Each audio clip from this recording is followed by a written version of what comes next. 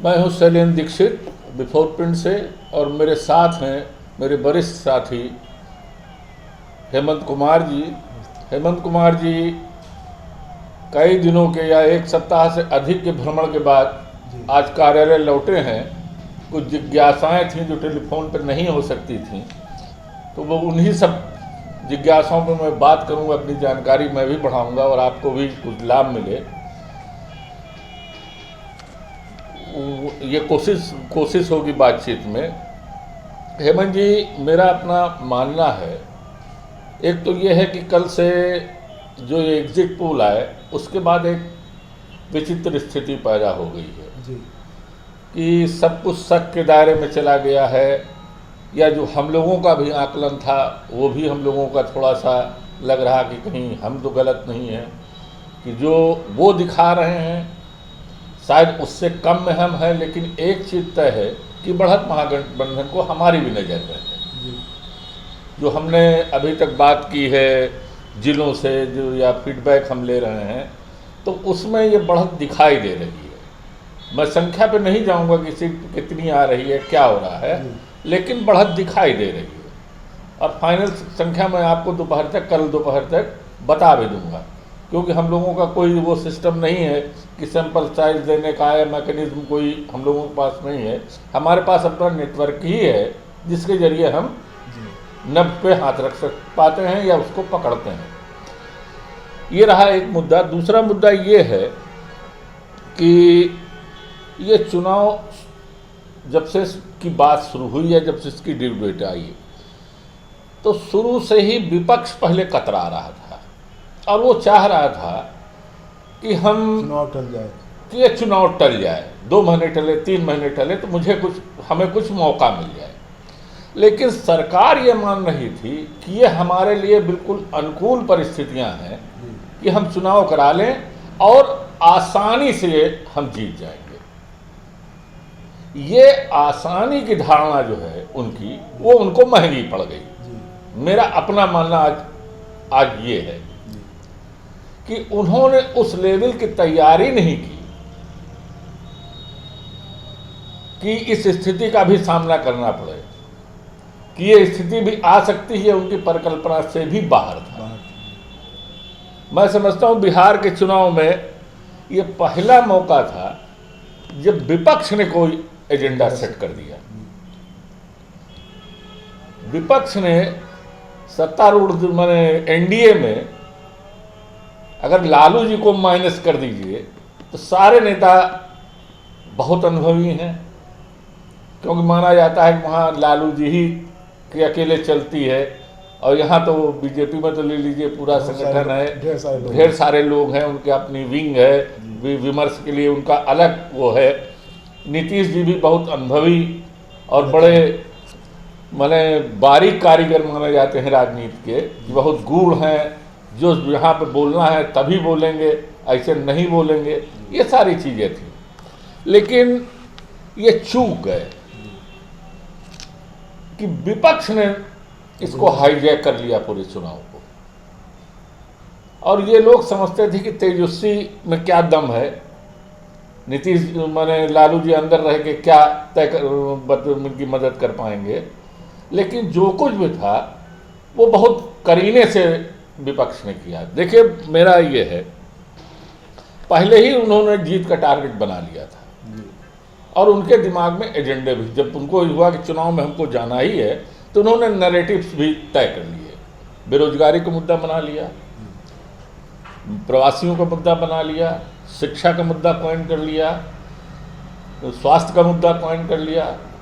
और इन सारे फ्रंट पे अगर सरकार की उपलब्धियां मानी जाए तो बेशक बिजली में काम हुआ है, सड़क पे काम हुआ है, शिक्षा में भी हुआ है, ये बिल्कुल इससे इनकार नहीं कोई कर सकता है। शिक्षा में क्वालिटी को लेकर डिबेट, हाँ, क्वालिटी के लिए डिबेट हो सकती है, लेकिन वो 2 चीज़ें तो हुई हैं। जो टूटी सड़कें थी वो तो बनी है, बिजली पहुंची है कि रात माने 22 घंटे 23 घंटे बिजली मिल रही होगी। और मेरी जानकारी ये भी है कि वो भी मतलब जो क्या कहते हैं कि ऐसा भी नहीं है कि वोल्टेज कम रहता है या फ्लक्चुएट करता है, तो वो भी शिकायतें नहीं है।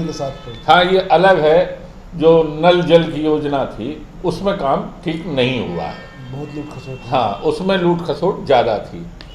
अब जब ये नैरेटिव्स की बात आई तो विपक्ष ने अपना मुद्दा पकड़ लिया और ये उसको एक व्यापक जन समर्थन मिला क्योंकि यूथ था। इस बार MY ही नहीं था, MYY हो गया, MYY हो गया, उसमें यूथ भी जुड़ गया। इसने और ताकत पर पैदा की। ये लोग जो उसका नैरेटिव था उसका खंडन भी नहीं कर पाए, खाली उसको कर रहे थे कि अनुभवी नहीं है, इनको तजुर्बा नहीं है, ये जानते क्या हैं कि जो बुजुर्ग घर का होता है वो लड़कों को जो मानता नहीं है कि तुमने दुनिया क्या देखी है, वैल्यू नहीं देता। हाँ वैल्यू नहीं देता है। तो कुछ उसी मोड में ये लोग रहे, लेकिन वो जो युवा था वो उनके साथ चला गया, इसलिए तेजस्वी की उसमें भीड़ हुई, उनका उत्साह बढ़ा, सारी चीज़ें हो गई। फिर और हुआ जो इनकी तैयारी में भी चूक हुई। जब गठबंधन में अब ये एक सवाल उठता है कि हमको और VIP को क्यों बाहर किया इन्होंने, जबकि महागठबंधन में 7 थे। उनको ये भी एक तैयारी उनकी थी कि ऐसा न हो जो कुछ भी हमको आएगा। उन्होंने कम वामपंथियों से समझौता किया, वामपंथी कभी BJP के साथ नहीं जा सकते, कांग्रेस इसी तरीके का था। और अगर ये हम VIP और रालोसपा ये सब होते तो अगर कहीं हंग की स्थिति आती तो ये ब्लैकमेलिंग शुरू होती। और उसी में आप देख लीजिए कि पहले ही दिन उन्होंने प्रेस कॉन्फ्रेंस में डिप्टी चीफ मिनिस्टर से मांग दी थी मुकेश साहनी ने। तो ये सब उनका एक कैलकुलेटेड मूव था कि उन्होंने बिल्कुल इनको जाने दो, जहाँ जाना है इनको जाने दो। ये हुआ। जो सीट शेयरिंग भी हुई उस पर भी उन्होंने ठोस ढंग से काम किया। यहाँ BJP मैंने NDA में ये लास्ट मोमेंट तक नहीं तय हो पाया। सीट शेयरिंग भी हुई तो ऐसी सीटें चली गई जिसमें जीत सकते थे। मान लीजिए नोखा था तो चौरसिया वहाँ से एक प्रॉमिसिंग कैंडिडेट थे तो वो चली गई उधर, वो विद्रोही होके वहाँ आ गए। इन द सेम वे यहाँ मतलब जदयू वाली सीटें कुछ उधर चली गई तो ये एक परेशानी हुई। जैसे बेगूसराय मैंने वहाँ पश्चिमी चंपारण में देख लीजिए, वहाँ मैंने अगर जात पे मैं भरोसा नहीं करता हूँ तो वहाँ भी सीटों के बंटवारे में जो जातीय समीकरण थे उसमें भी गड़बड़ हुआ है। तो ये सारी स्थिति इधर रही, जबकि उन्होंने 243 की लिस्ट एक साथ जारी की। मतलब उनकी पूरी तैयारी लड़ाई की। जिस दिन उन्होंने जान लिया कि मुझे चुनाव जाना ही है, जाना ही पड़ेगा, तो उन्होंने पूरी तैयारी कर ली। फिर जो उनकी बातें थे उनका प्रतिवाद करने के लिए ये इनका वही पुराना जुमला चला जंगल राज से कि उसमें ये होता था, उसमें वो होता था, घर में से कोई निकलता नहीं था, सूर्योदय के बाद लोग घरों में बंद हो जाते थे, सूर्यास्त के बाद, हाँ सूर्यास्त के बाद वो बाहर हो जाते, नहीं कोई निकलता था, सड़कें टूटी थीं। वो सही वो पीढ़ियों ने नहीं देखा है। आज के आदमी की सोच बदल चुकी है, ज़माना बदल गया है। अब वो परंपरागत चीज़ें नहीं रही। आज का बच्चा बिल्कुल सीधे आके जवाब दे देता है, वो दबाव में नहीं आता है कि पापा हमको ये करना है तो करना है। तो वो सोच बदल चुकी थी। उन्होंने ये चीज़ अब ये आकर्षित कर गई युवाओं को उसकी तरफ। एक और मुद्दा मेरे समझ में होना चाहिए कि जो शराबबंदी थी इसने भी नुकसान किया सरकार का थोड़ा बहुत। कि गाँवों में, मैं शहरों की बात नहीं कर रहा हूँ, शहर में तो ये है 1% लोग जो हैं वो पीने वाले हैं, वो लोग इसका विरोध करते हैं। लेकिन गाँवों की अर्थव्यवस्था बिगड़ी, में परिवारों की अर्थव्यवस्था बिगड़ी। दारू बिकना कभी बंद नहीं हुई, कभी नहीं बंद हुई है, ये मैं दावे के साथ कह सकता हूँ। तो जो 30 रुपए की तब खरीदता था वो वही चीज़ 60 रुपए में खरीदने लगा। तो आमदनी तो बढ़ी नहीं थी, तो उसी बजट से पैसा गया, और चूंकि मिल रही थी तो उसका पीना नहीं बंद हुआ। तो घरों की आर्थिक स्थिति उससे बिगड़ी। जो महिलाओं का थोड़ा सा वो की बात हो रही है कि महिलाएं निकली हैं, मुखर हुई हैं, वो नीतीश जी के बिल्कुल साथ खड़ी थी, पिछले चुनाव में बिल्कुल साथ खड़ी थी, लेकिन इस मुद्दे ने अब उनको थोड़ा सा विमुख किया। और दूसरा और क्या हुआ कि जब चला कि शराबबंदी के खिलाफ अभियान, तो न बेचने वाले पे कोई अभियान चला, वो तो रास्ते में ट्रक पकड़ गया तो पकड़ गया। पुलिस गई तो गांव के जो दलित कमजोर लोगों की बस्तियों में गई, और वहां जाके उन्होंने उठा कर 10 आदमियों को बंद कर दिया और कह दिया कि साहब को रिपोर्ट कर दिया कि मैंने 10 आदमी बंद कर दिए। तो नुकसान तो जेल तो वही गया, वकील को खर्चा उसी को हुआ, यह भी तो एक इशू था जी। इन सारी परिस्थितियों को समझा नहीं गया। माने जो बहुत ऑर्गेनाइज लड़ना चाहिए था चुनाव, विपक्ष ऑर्गेनाइज रहा, ये ऑर्गेनाइज हो नहीं पाए। इनके अंतर विरोध भी थे। चिराग पासवान के रूप में आप ले लीजिए कि आखिरी तक बनता रहा, वो बीजेपी को आदमियों को वोट दीजिए, इसके लिए जदयू का कार्यकर्ता जो था उसके मन में संकोच हो रहा था। भाई ऊपर के लेवल पे जो हो रहा है वो डाउन द लाइन मैसेज तो नहीं जा रहा है, जब नहीं जा रहा तो उसको भी संकोच हो रहा था, वो अपने नेतृत्व के प्रति उदासीन हो रहा था कि मेरा नेतृत्व जो है वो इस पर कड़ी कार्रवाई नहीं कर रहा, और वो अपने को मोदी जी का हनुमान और सब कुछ बताते रहे, और सब जगह टहल के पूरा खेल, एक माहौल तो खराब किया ही उन्होंने। अगर वो साथ होते तो शायद माहौल थोड़ा और चेंज होता, इनके फेवर में होता। अब इसमें कुछ लोग कहते हैं कि बीजेपी ही का खेल था। अब ये इस विषय पे मैं कुछ नहीं बोलूँगा, लेकिन कुल मिला के मुझे यही लगता है। और रही बात इनकी एग्जिट की, तो बढ़त तो साफ है। अब किसका कितना सैंपल साइज था, किस मैकेनिज्म किया, डाटा एनालिसिस क्या किस उससे हुई, इसलिए वेरिएशन है। लेकिन ये है कि महागठबंधन भारी है, इसमें कहीं कोई दो राय नहीं है। आप मेरी बात से सहमत हैं या नहीं है, ये अब आप बताइए। सर, आपने जो अब तक बातें रखी उससे ये है कि आप कुल मिलाकर के आपका जो ये एनालिसिस है वो ये है कि पूरे चुनाव में एनडीए का जो पूरा गठबंधन था वह कहीं ना कहीं से डिफेंसिव, बिखरा हुआ, अनियोजित जी दिख रहा था। और एग्जिट पोल की आप बात कर रहे हैं कि एग्जिट पोल में जो रुझान दिख रहे हैं, मैं आपकी बात जहां ख़त्म हुई है वहीं से मैं शुरू करता हूं कि यह जो चुनाव, बिहार का चुनाव है जिसके नतीजे एक दिन बाद आने वाले हैं 10 तारीख को, कल अंतिम दौर का मतदान संपन्न हुआ, तीसरा चरण कल संपन्न हुआ यानी कि 7 तारीख को, और शाम में कल वो एग्जिट पोल सामने आए। एग्जिट पोल में गौर करने वाली बात यह है कि 7-8 जो नतीजे आए हैं अलग अलग एजेंसियों और न्यूज़ चैनलों के, उनमें एक को छोड़कर, दैनिक भास्कर को छोड़कर, बाकी में महागठबंधन उसी से कंफ्यूजन हुआ है। महागठबंधन को बढ़त दिखाई गई है। और एक में ये टुडे चाणक्य में तो उसने ये 180 दिया, यानी कि बहुमत से बहुत अधिक दिया है। तो अब सवाल उठता है कि क्या एग्जिट पोल कोई अतिरेक है या ऐसे हवा में है? तो मेरा मानना है कि एग्जिट पोल जो होता है वो एक वैज्ञानिक तरीका है और वो ज़मीन पर ही होता है, ज़मीन की हकीकत को रिफ्लेक्ट करता है। हाँ, वो कौन कितना सटीक है, कौन कितना कम सटीक है, यह इस बात पर निर्भर करता है कि सैंपल साइज किसका कितना बढ़िया है, कितना बड़ा है, मैकेनिज्म किसका कितना बढ़िया था, इन चीज़ों पर वो डिपेंड करता है। लेकिन ऐसा क्या यह जो एग्जिट पोल जो दिखा रहा है, जो बता रहा है, क्या वो ज़मीन की हकीकत से अलग है? तो मेरा मानना है कि नहीं, ज़मीन की जो हकीकत है उसके करीब है, वह उसी को रिफ्लेक्ट कर रहा है।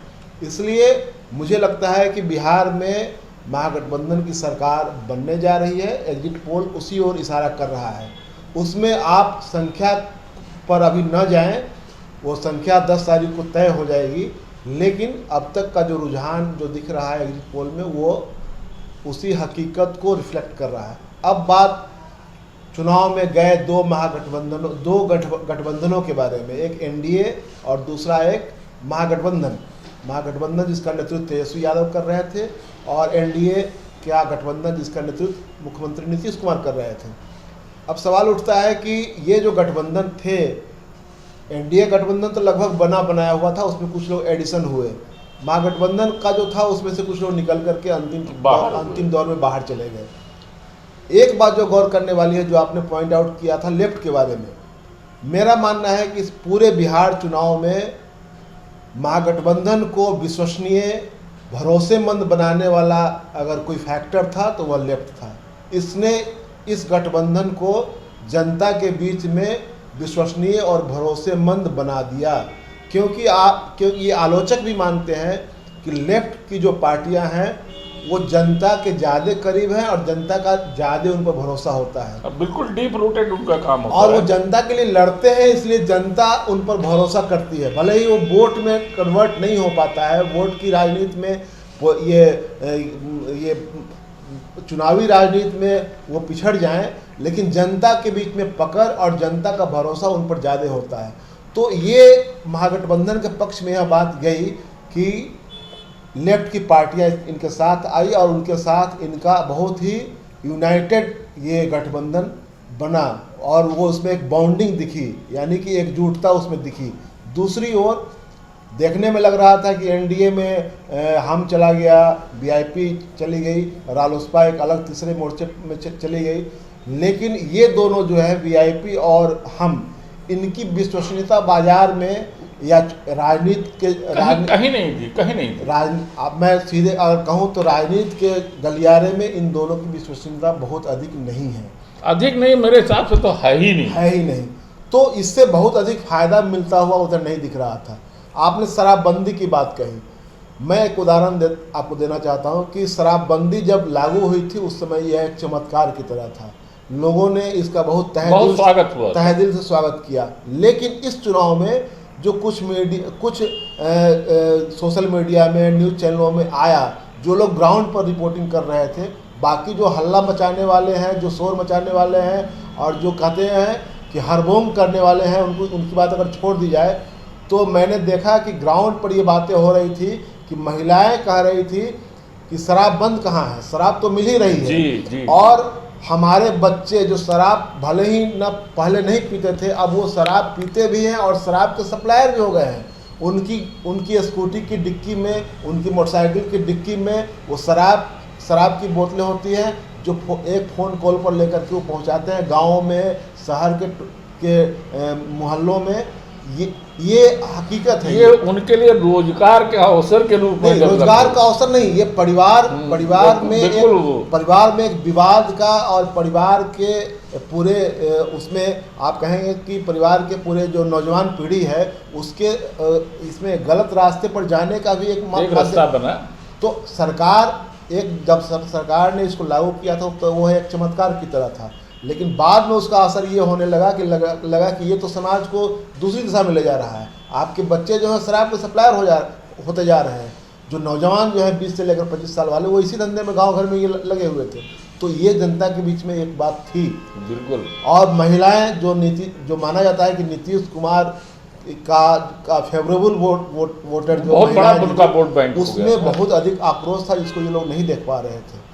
तो हमारे कहने का मतलब ये है कि जब एनडीए जब चुनाव में था, उस दौरान जो चुनाव प्रचार हो रहा था, और उसमें आपने कहा कि महागठबंधन ने और महागठबंधन के नेता तेजस्वी यादव ने जो एजेंडा सेट किया, पहली बार ऐसा हो रहा था। अब बहुत कम चुनाव में ऐसा होता है जब विपक्ष एजेंडा सेट करता है और सरकार को उसका जवाब देना होता है।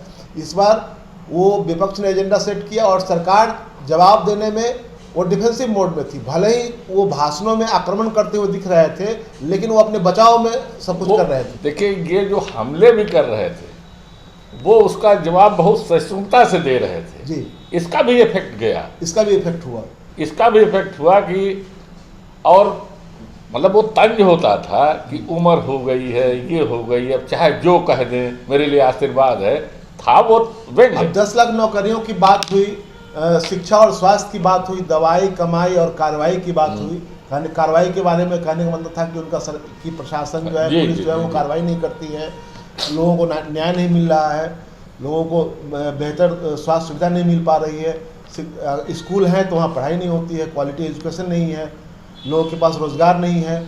और ख़ासकर कोरोना काल में जो जनता से जिस तरह निपटा गया, लोगों को आने से रोका गया, छात्र नौजवानों को आने से रोका गया, जो लोग बाहर कोचिंग करते हैं, पढ़ते हैं, उनको आने से रोका गया, मजदूरों को आने से रोका गया, कहा गया कि आप जहाँ हैं वहीं रहें। तो ये सारी चीज़ें जो ज़मीन पर जो दिख रही थी वो सरकार के खिलाफ कहीं ना कहीं से आक्रोश था।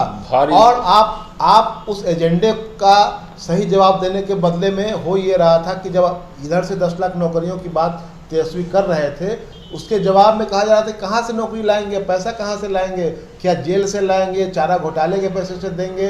तो ये जो निगेटिव बातें थी वो जनता के बीच में कहीं ना कहीं हो गई। और आप देखिए, इसमें और जोड़ दीजिए कि वहीं बीजेपी वित्त मंत्री को लेके आती है 19 लाख नौकरियों का वादा करती है। तो ये अपने आप में लग रहा था कि जो एनडीए एक उसके नेता कह रहे हैं कि नौकरियां कहाँ से देंगे, ये पैसा कहाँ से लाएंगे, इनको पता ही नहीं नौकरी कैसे मिलती है। और उसी गठबंधन का एक दल और उसके केंद्र में वित्त मंत्री यहाँ आती हैं और यहाँ आकर के घोषणा करते हैं कि हम 19 लाख देंगे। तो ये जनता को लगता है कि ये अब ठगने के लिए आए हैं। असली देने की बात जो कर रहे हैं वो 10 लाख वाले हैं। हाँ। और 19 लाख वाले जो जुमला सुना रहे हैं। बस ये भी बड़ा भारी कारक था। तो ये जो कारक है, तो कुल हम लोग जहाँ बहस को ले जाना चाहते हैं कि आखिरकार ये जो एग्जिट पोल है, क्या वो हवाई है या ज़मीनी हकीकत को रिफ्लेक्ट कर रहा है। तो मेरा मानना है सर कि ये जब ज़मीनी हकीकत का रिफ्लेक्शन है, वो आंकड़े आगे पीछे हो सकते हैं, लेकिन सरकार भी बनती हुई महागठबंधन की दिख रही है और आंकड़ों में इजाफा भी हो सकता है। आंकड़े पीछे नहीं जाएंगे, क्योंकि ज़मीन पर जो कुछ दिख रहा था वो सामने आ रहा था। और अंतिम दौर में जब तीसरे चरण का चुनाव प्रचार खत्म हो रहा था और मुख्यमंत्री नीतीश कुमार जी का जो भाषण धमदाहा में हुआ पूर्णिया जिले में, वहाँ जो उन्होंने कहा कि यह मेरा आखिरी चुनाव है, बाद में उसमें उनकी पार्टी की ओर से उनके प्रवक्ताओं ने सफाई देनी शुरू की कि ऐसा उन्होंने, ये उनके कहने का मतलब ऐसा था वैसा था। लेकिन इसका ये मतलब हुआ कि वो कहीं ना कहीं से जनता के बीच में ये बात चली गई कि नीतीश जी अपने लिए एक मौका चाह रहे हैं। वो लाचारगी का वायस बन गया। वो था कि आप मेरा सम्मान रख लीजिए। दूसरी बात, एक और बात मैं कहना चाहता हूं कि जब ये लगातार कहा जा रहा था बीजेपी की ओर से कि सीटें भले ही कम आए लेकिन मुख्यमंत्री नीतीश कुमार ही होंगे, यह भी एक तरह से लाचारगी दर्शाने वाली बात थी कि एक बोनाफाइड पॉलिटिशियन को, एक सीजन्ड पॉलिटिशियन को आप अनुकंपा के आधार पर उनको सीएम बनाने की बात कर रहे थे। ये उनकी प्रतिष्ठा के खिलाफ जा रही थी बात। दूसरी बात जो सबसे महत्वपूर्ण बात है कि एक एलजेपी और चिराग पासवान जो केंद्र में सरकार के सहयोगी हैं, उनके पिता जो अब नहीं रहे वो केंद्रीय मंत्री थे, और वो लगातार मोर्चा संभाले हुए थे कि नीतीश कुमार को मुख्यमंत्री नहीं बनने देना है, जब हमारी सरकार बनेगी तो नीतीश कुमार को जेल भेजेंगे। अब यह अपने आप में अजीब स्थिति है कि भाई आप एनडीए के बीच में इतनी फाइटिंग हो रही है, इस तरह की बातें हो रही है, कोई आपस में कोई एकजुटता नहीं दिख रही है, बिखराव ही बिखराव नजर आ रहा है। तो आप उम्मीद कैसे कर रहे हैं कि जनता आपको भरपूर समर्थन दे करके फिर से आप एक चौथा मौका आपको देगी?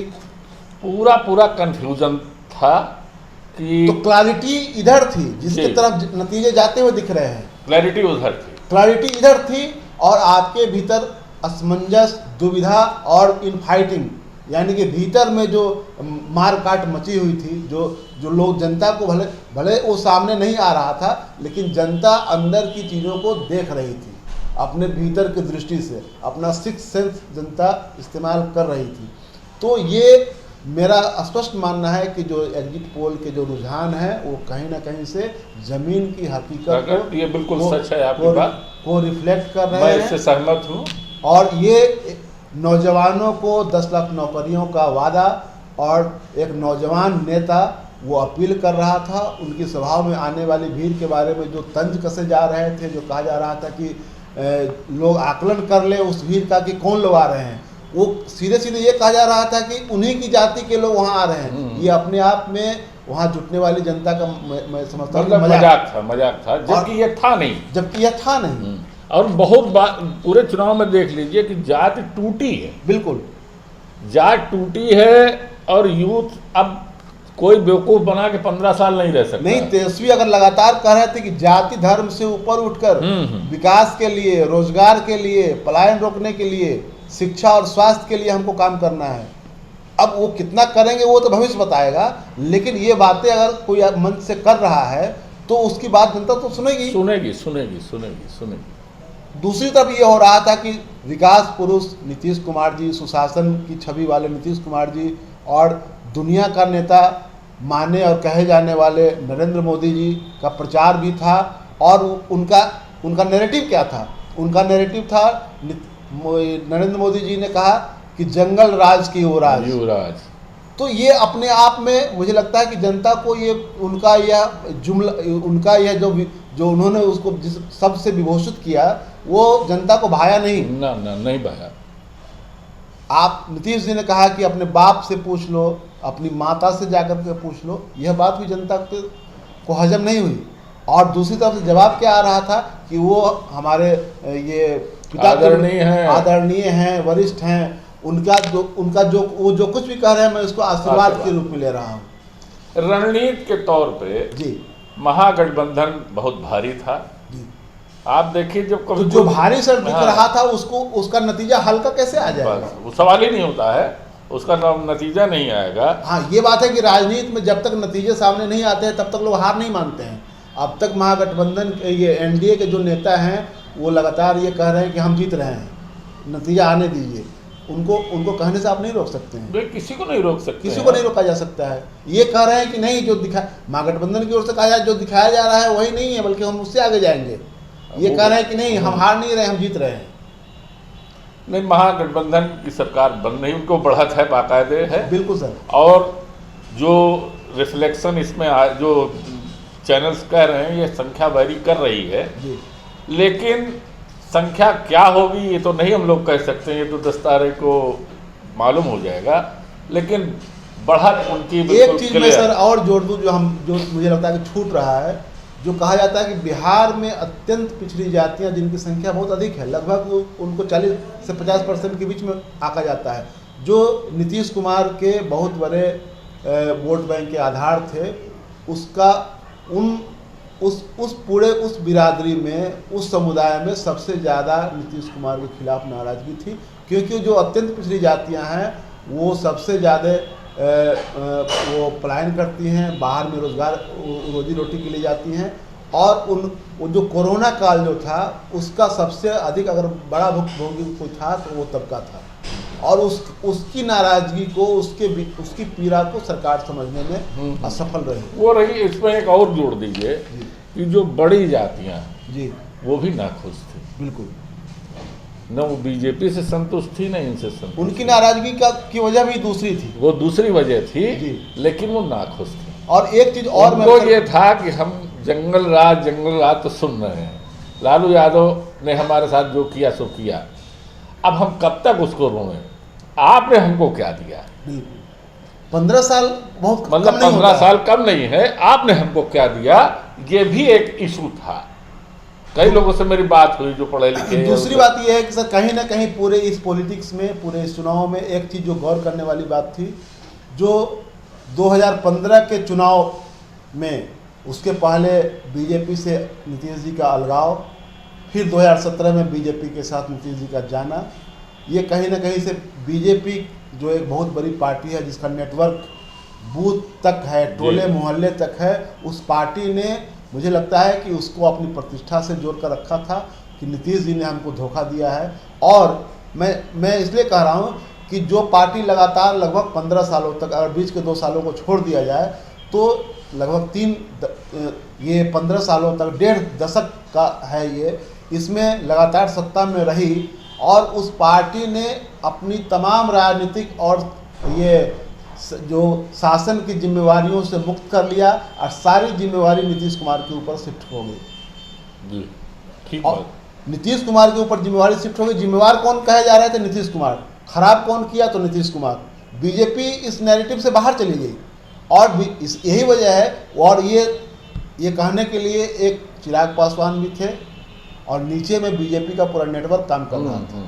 हमने इलाकों में देखा, गांव और शहरों में देखा, जहां बीजेपी के समर्थक भी नीतीश जी के खिलाफ बातें कर रहे थे और एक आदमी मंच से कर रहा था जो चिराग पासवान के रूप में, जो उनको जेल भेजने तक की बात कर रहा था। हाँ, वो तो मतलब तो आप ही का एक पार्टनर आपके मुख्यमंत्री पद के उम्मीदवार को कह रहा है कि उनको हम जेल भेजेंगे, और नल जल योजना में सिर्फ लूट खसोट हुआ है। हाँ, मतलब वो शब्द मतलब मैं नहीं कहना चाहूँगा कि आप एलिगेट कर देना कि भ्रष्ट मुख्यमंत्री के रूप में आपने मैं इस बात से मतलब आप मोहर लगा रहे हैं, लेकिन मैं इस बात से व्यक्तिगत रूप से सहमत नहीं हूँ। ठीक है, सिस्टम में करप्शन हुआ होगा, ये हुआ होगा, नहीं इसी दौरान सर, लेकिन उनके बारे में इस तरह की बात तो नहीं की जाती। चुनाव के दौरान भागलपुर में नल जल योजना के सप्लायर्स, ठेकेदारों के छापे पड़े, इनकम टैक्स के। ये सामान्य ज्ञान की बात है और सामान्य जन में ये सवाल है कि इनकम टैक्स डिपार्टमेंट, चाहे ईडी, ये सब डिपार्टमेंट जो है सरकार के